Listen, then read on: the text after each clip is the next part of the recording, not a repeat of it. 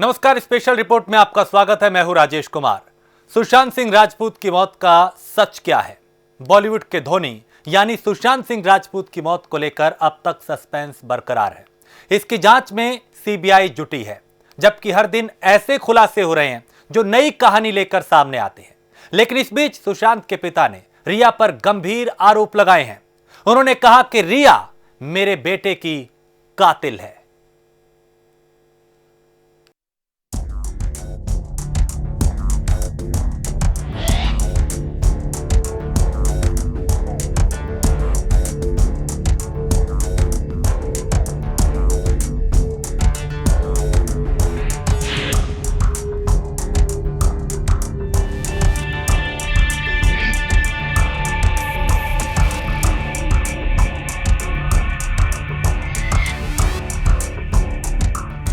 रिया मेरे बेटे सुशांत को लंबे समय से जहर पिलाया करती थी। वो इसकी हत्यारी है। जांच एजेंसी को चाहिए कि रिया को और उसके सहयोगी को अविलंब गिरफ्तार करें और उसे सजा दिलाएं। सुशांत सिंह राजपूत के पिता की तरफ से रिया चक्रवर्ती के खिलाफ ये सबसे विस्फोटक बयान है।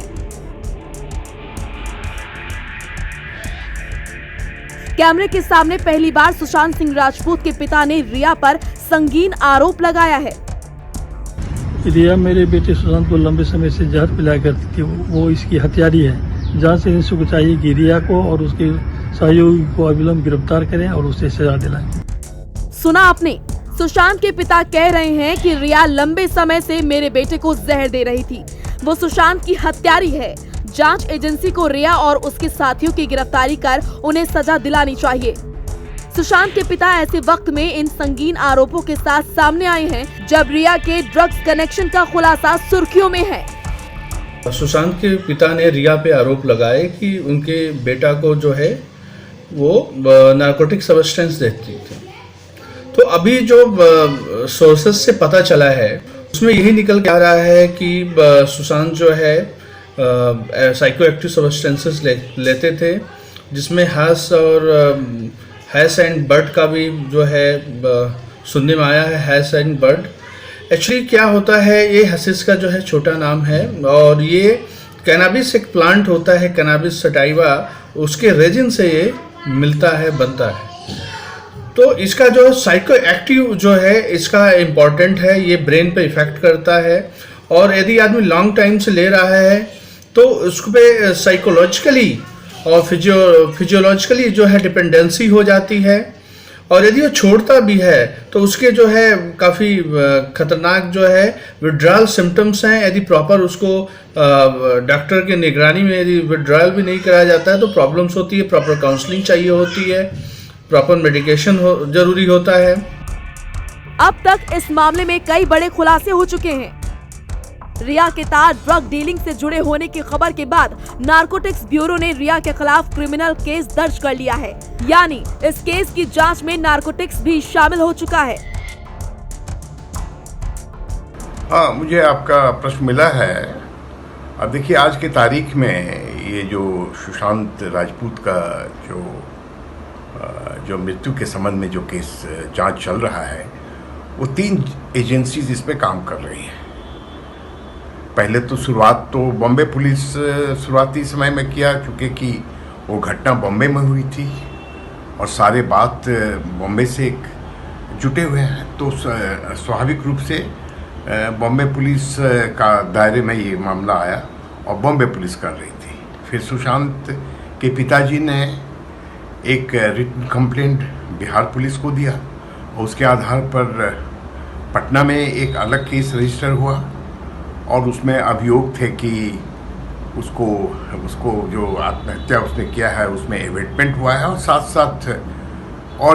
साथ अभियोग थे कि पैसे का गोलमाल हुआ है इत्यादि इत्यादि।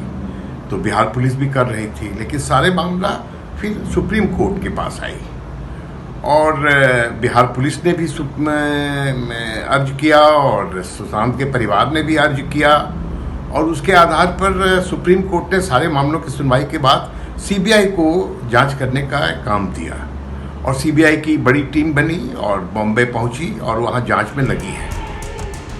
जांच एजेंसियों ने सुशांत की गर्लफ्रेंड और आरोपी नंबर 1 रिया की डिलीट व्हाट्सएप चैट को रिट्रीव किया है।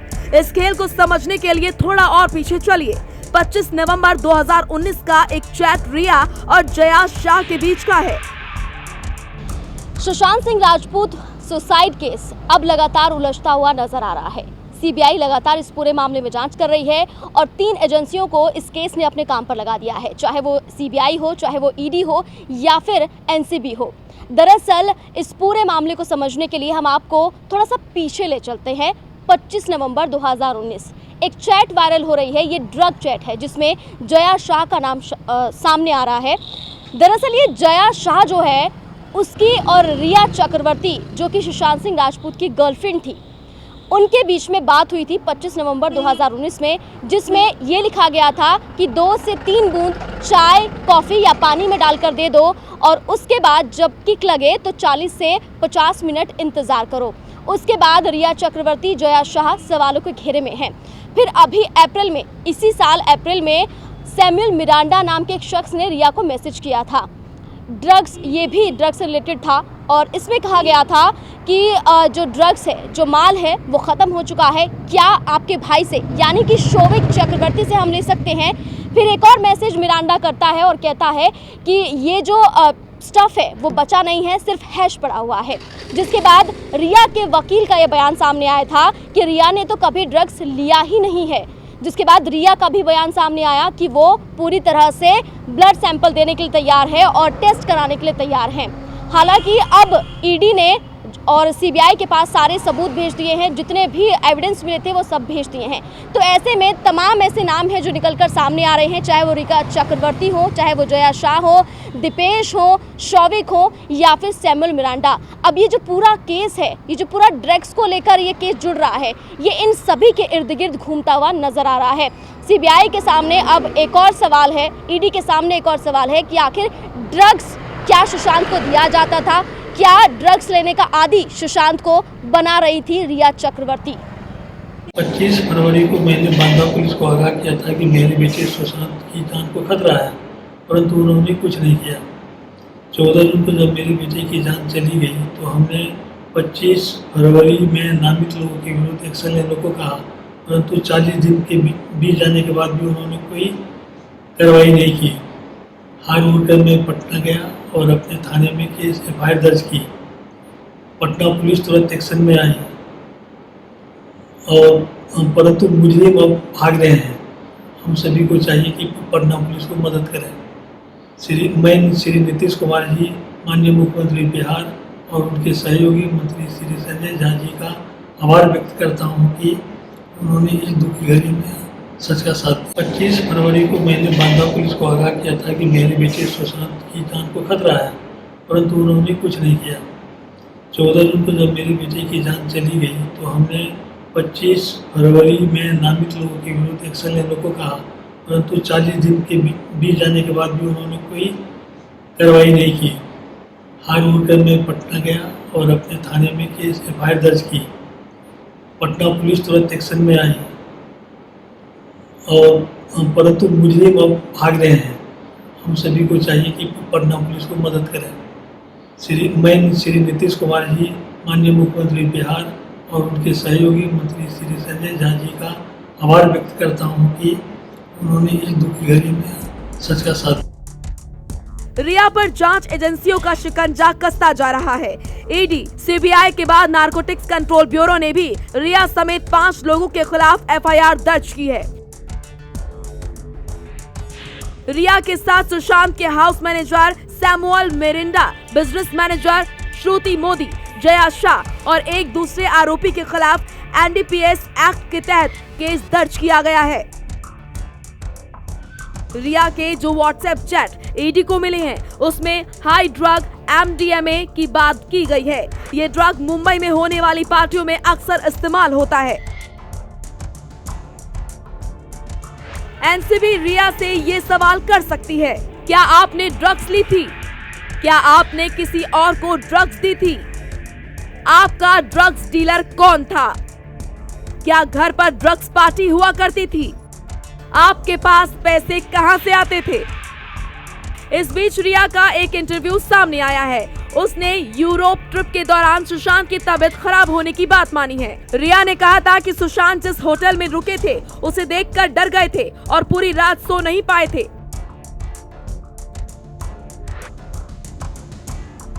सुशांत को फ्लाइट में बैठने से भी डर लगता था। वो मोडाफिनिल दवाई लेते थे।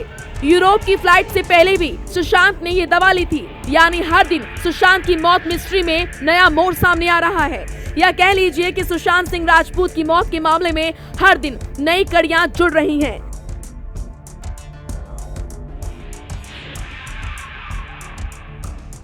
सुशांत के रूममेट रहे सिद्धार्थ पिठानी ने सीबीआई पूछताछ में खुलासा किया कि रिया ने सुशांत का घर छोड़ने से पहले आईटी प्रोफेशनल को बुलाकर 8 हार्ड डिस्क से डेटा डिलीट करवाया था। उधर सुशांत के परिवार के वकील विकास सिंह ने कहा कि अगर डेटा डिलीट करवाने की बात सही है तो साफ हो जाता है कि सुशांत को मारने की साजिश रची गई थी।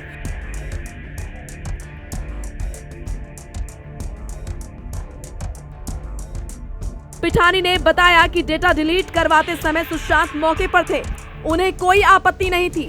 हालांकि पिठानी ने ये नहीं बताया कि हार्ड डिस्क में क्या कंटेंट था। अब सीबीआई इसका पता लगाएगी।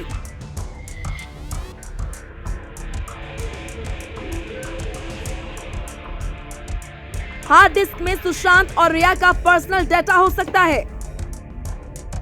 8 जून की रात रिया ने अपने भाई शौविक चक्रवर्ती को भी सुशांत के घर बुलाया था। इसके बाद दोनों ने 3 सूटकेस में सामान पैक किया और रिया सुशांत का फ्लैट छोड़कर चली गई थी। इसकी पुष्टि बिल्डिंग के वॉचमैन ने की थी। बताया जा रहा है कि जो डेटा डिलीट करवाया गया उनमें रिया और सुशांत के पर्सनल वीडियो और फोटोग्राफ शामिल हैं। हालांकि ये बात कंफर्म नहीं है और इन सब राज से पर्दा कब उठेगा इसका सभी को इंतजार है। Bureau report, prime news.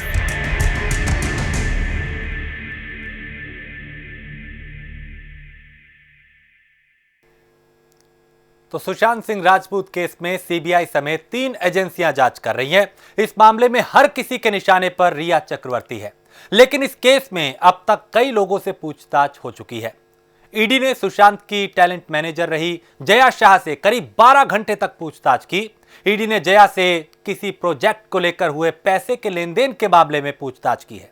इस केस में कई सवालों पर सीबीआई की जांच टिकी है, लेकिन इनमें सबसे अहम 2 सवाल हैं जिनका जवाब मिलने पर एसआईटी का काम आसान हो सकता है। यह भी मुमकिन है कि मामले का खुलासा भी हो जाए। रिपोर्ट देखिए।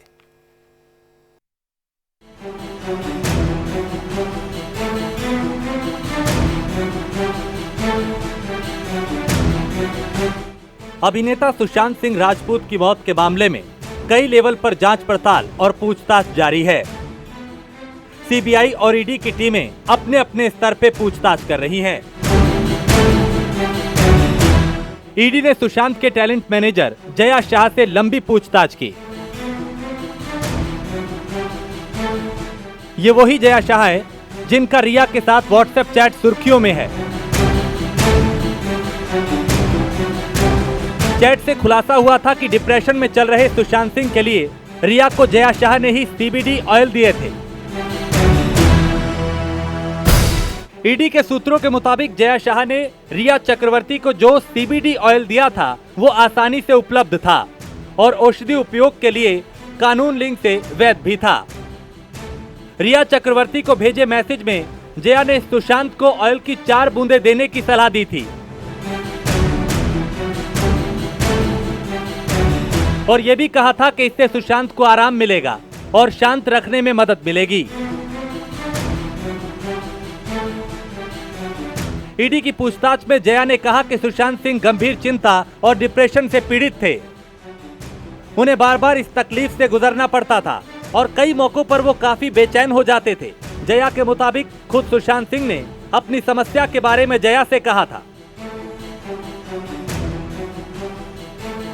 जया ने बताया कि इसके बाद उन्होंने रिया को सलाह दी थी कि सीबीडी ऑयल की 3 बूंदें चाय या कॉफी में दे, जिससे रिलीफ मिलेगा। जया ने ईडी के अधिकारियों को बताया कि खुद भी डिप्रेशन का शिकार रही हैं। डिप्रेशन से निजात पाने के लिए उन्होंने खुद सीबीडी ऑयल का इस्तेमाल किया था। लिहाजा उन्होंने रिया चक्रवर्ती से सुशांत को भी यही देने को कहा। जया ने ईडी की पूछताछ में बताया कि सीबीडी ऑयल बेचने का काम नहीं करती, बल्कि जो लोग डिप्रेशन का शिकार हैं, उन्हें ऑयल देने की सलाह देती है। इसके अलावा ईडी के अधिकारियों ने जया शाह से 10 करोड़ रुपए के बारे में भी पूछा। इस सवाल के जवाब में जया ने ईडी के अधिकारियों को बताया कि उन्होंने सुशांत सिंह को कई कार्यक्रमों, विज्ञापनों और प्रचार में काम दिलाने में मदद की है, जिससे अभिनेता को 10 करोड़ रुपए का भुगतान किया गया था। हालांकि ईडी को जया के इस बयान पर संदेह है। देखिए, कोई भी इन्वेस्टिगेटिंग एजेंसी कोई भी अगर केस बनाती है, चाहे वो सीबीआई हो, पुलिस हो, एनफोर्समेंट डायरेक्टरेट हो, उसका प्राइमरी जॉब ये है कि वो सारे सबूत इकट्ठे करें और यदि वो समझती है कि कोई अक्यूज़ है तो उसके खिलाफ उसके पास पुख्ता सबूत होने चाहिए, ताकि वो कोर्ट के सामने उसे पेश करके उस व्यक्ति को अपनी पुलिस कस्टडी में या उसे जुडिशियल कस्टडी में भेज सके।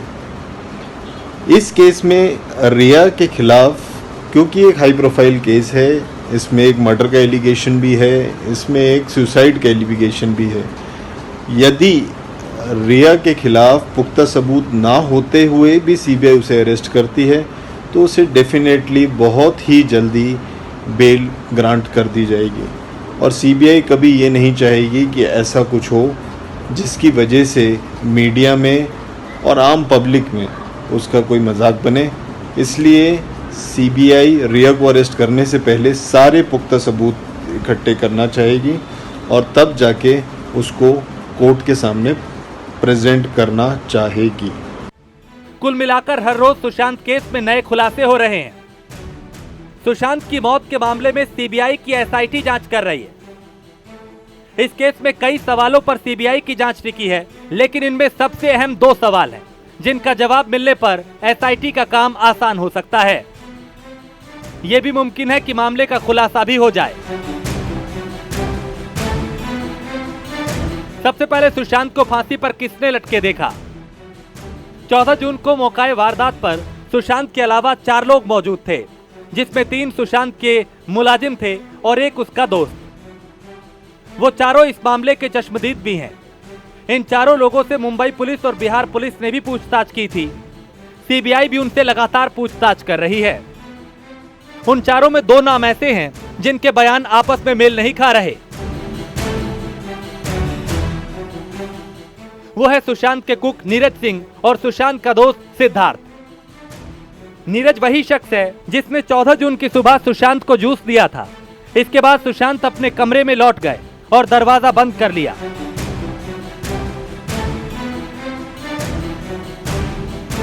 वो नीरज ही था जो कुछ देर बाद सुशांत से लंच के बारे में पूछने गया था। तब सुशांत ने कमरे का दरवाजा नहीं खोला था। उस वक्त वहां दूसरा कुक दीपेश, हाउसकीपर और सुशांत का दोस्त सिद्धार्थ पिठानी भी मौजूद था। जब दरवाजा नहीं खुला तो सिद्धार्थ ने ही दरवाजे का लॉक खोलने वाले को बुलाया। उसी ने दरवाजा खोला था। अब सीबीआई के सामने सबसे अहम सवाल यह है कि जब वहां 4 लोग मौजूद थे तो आखिर सुशांत को सबसे पहले किसने फांसी के फंदे पर लटके हुए देखा था?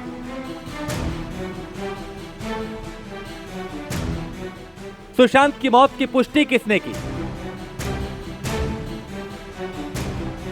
इस पूरे मामले में सुशांत का दोस्त सिद्धार्थ पिठानी अहम गवाह है। सिद्धार्थ उस घर में सुशांत के साथ ही रहता था। सीबीआई को मिली जानकारी के मुताबिक इसी शख्स ने नीरज और दूसरे 2 नौकरों की मौजूदगी में सुशांत की लाश को फंदे से नीचे उतारा था। मुंबई पुलिस ने सिद्धार्थ से पूछताछ की थी। अब वो सीबीआई के निशाने पर है। सीबीआई सिद्धार्थ से भी लगातार पूछताछ कर रही है। अब तक कई राउंड की पूछताछ की जा चुकी है। सीबीआई पता लगाना चाहती है कि 14 जून को मौकाए वारदात पर मौजूद 4 लोगों में से वो कौन शख्स था जिसने इस बात की पुष्टि की थी कि सुशांत अब नहीं रहे। क्यों अहम है इन सवालों के जवाब? दरअसल कई दिनों से इस मामले की छानबीन में जुटी सीबीआई की एसआईटी ने जब सुशांत के कुक नीरज और दोस्त सिद्धार्थ से कई दौर की पूछताछ की तो दोनों के कई बयान ऐसे हैं जो आपस में मेल नहीं खाते। ऐसे में यह पता लगाना जरूरी हो जाता है कि उन दोनों में से कौन सही और कौन गलत है। और वो ऐसा क्यों कर रहे हैं। जब सीबीआई इन सवालों के जवाब तलाश लेगी और इस बात की तस्दीक कर लेगी कि वो जवाब सही है, तो काफी हद तक ये मामला सुलझ जाएगा। Bureau report, prime news.